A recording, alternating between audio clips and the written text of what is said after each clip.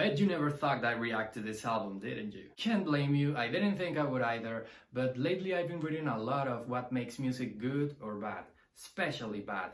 And this album is an example on pretty much every article I've read about it. I did my little research about it, I know the story, I know about the father being superstitious, I know about the girls not being musicians at all and dropping out of school to work on this project, which was kind of against their will, but all of those bizarre details just grabbed my attention and told me, hey man, you gotta react to this. But before I dive into this album, I wanna give my thoughts on what I consider bad music. To me, bad music is what I consider soulless. Something that's created for the only purpose of selling, for the only purpose of being on the radio, on the charts, and that has just no spirit whatsoever. That's why I don't listen to the radio anymore, and that is also why I strongly dislike things like country pop and country trap and Latin music in general, and I can go for ages on this matter, but I'm not here trying to spread any hate. I'm here trying to clarify that what I consider bad music, but bad music, is that has been created for the only purpose of being commercial. There are a lot of records out there with extremely poor quality in terms of sound, but with a lot of soul on them because the artist was being true when creating the record, because you can relate to his or her words because they are saying something. Take for example Daniel Johnston. His records sound awful because they are awfully recorded, but his words, the universe he creates with his music and drawings is priceless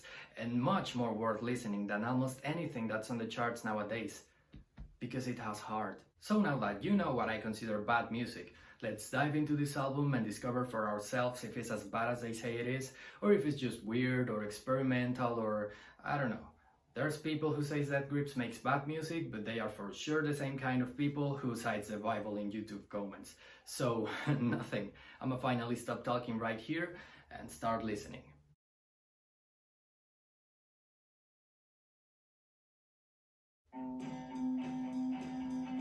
Oh man, that tempo is just all over the place.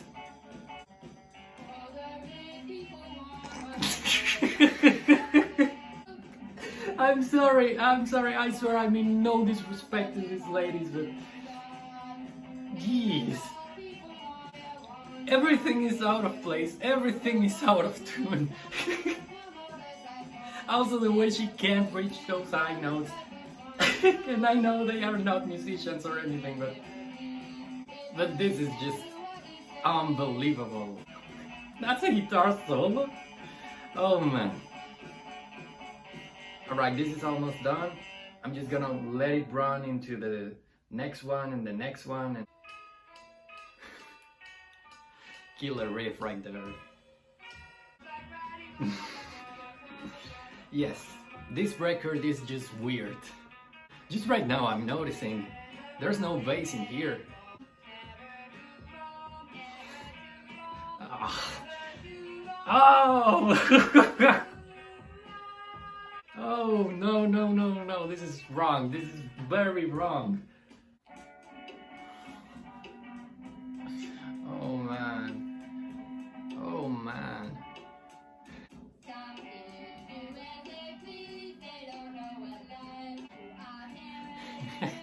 This sounds like it was written by their parents. Well, under the context this band was created, that's kinda sad. They're definitely not trying anymore. They're slowing down, humming the song. Wow. This is the most on beat that the drummer has been on the entire record. Oh, the guitars are back. Oh man, those lyrics are so basic, so naive, but somehow this album just doesn't fit my category of bad music. Yes, this is naive and all, but it has some innocence on it. The girls are just trying their best, and I don't know if that's very sad or very admirable.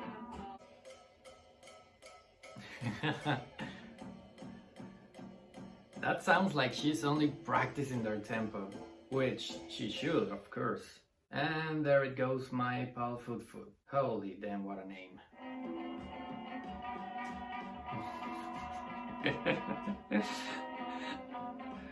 Why is that every time a song starts, it sounds like they're just rehearsing and tuning? Well, I kinda get why Kurt Cobain liked this so much. Seriously, everybody's just doing their thing apart from the other ones. Wow. Well, the drummer can almost hold a decent group when she's playing alone, but she still needs a lot of practice.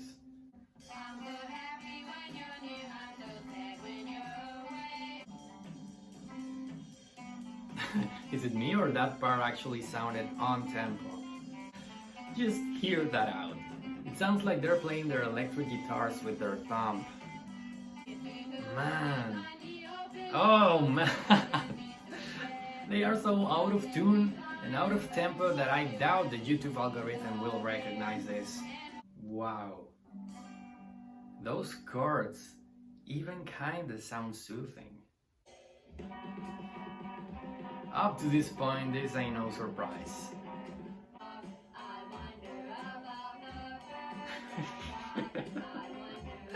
This reminds me to that song, Fucking Magnets, How Do They Work?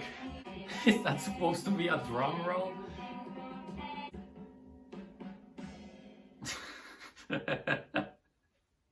She killed it right at the end. Each time they play a chord properly like this, I get this hope that everything they've done so far was just a joke and that from now on they will start playing seriously, but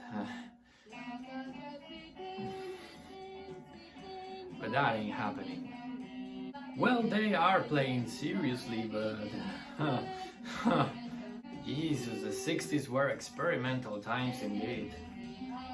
I can't even tell if these songs are in major or minor. It sounds both.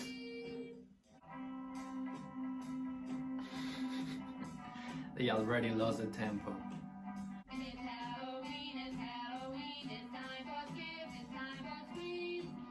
Oh. I'm surprised that so far into this record, this is the first song that gives me the cringe. Man, it doesn't even sound like Halloween. Maybe she's not out of tempo at all. Maybe this is just super syncopated and way too complex for us mortals to understand. Alright, all jokes aside, that guitar work is even decent here. I spoke too fast.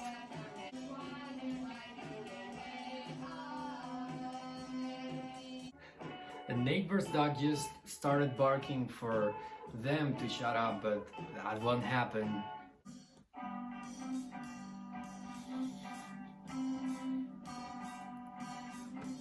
Jesus. In another timeline, they were bigger than the Beatles.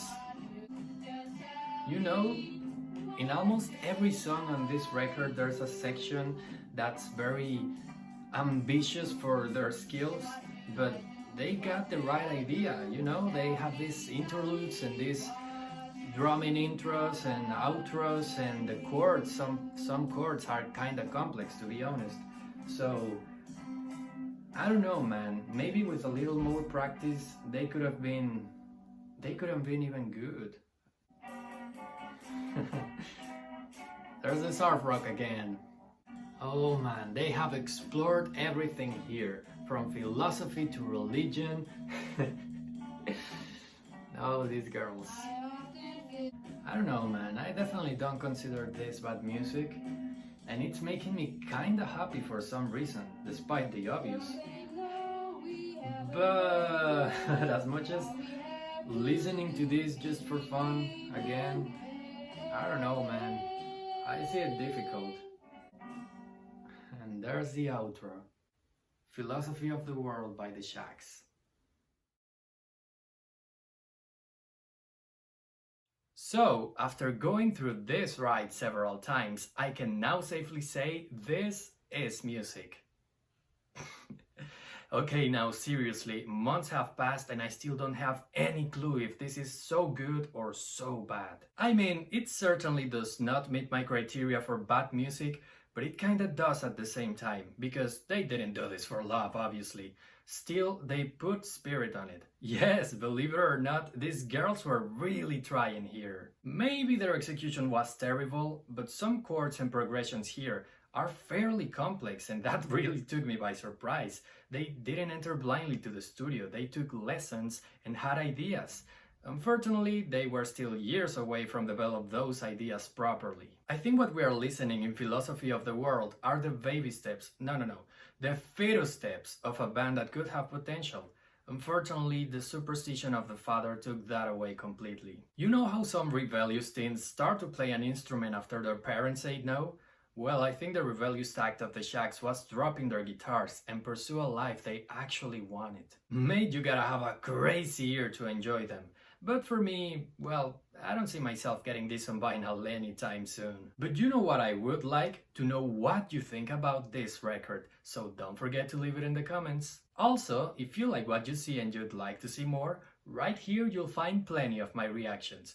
And down here you can subscribe if you want. My name is Tony Whitburn, and I'll see you in the next one.